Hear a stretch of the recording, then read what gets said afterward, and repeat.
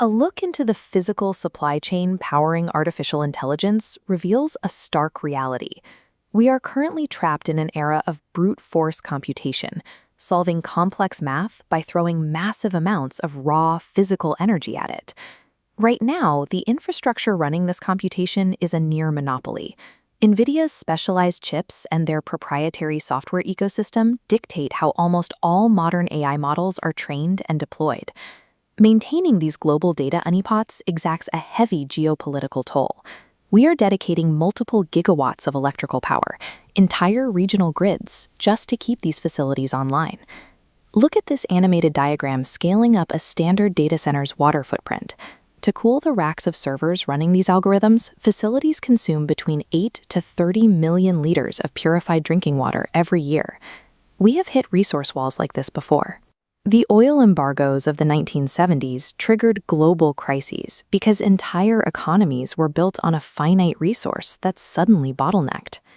Think of our current technological model like an unplugged bathtub. The faucet is running full blast, but the drain is open.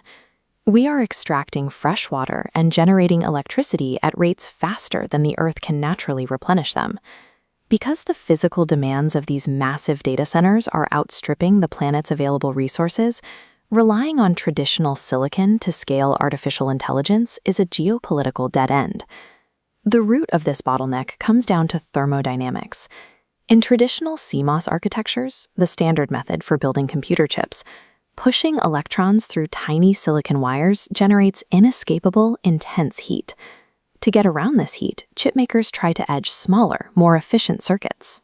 They rely on massive, highly complex lithography machines to carve microscopic pathways, pushing physical engineering to its absolute limits.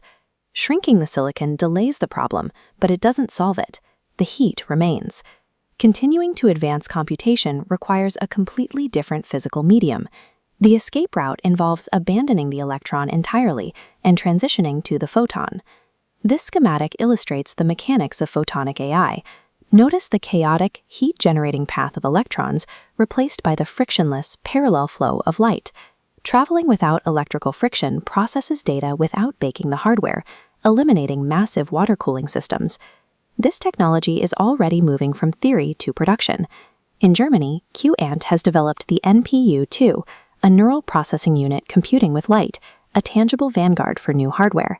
As these photonic chips enter the market, they bypass standard silicon scaling. Hardware companies that integrate optical processors will challenge the established semiconductor hierarchy. Replacing electrons with light provides a physical escape route from the thermodynamic limits defining the brute force era.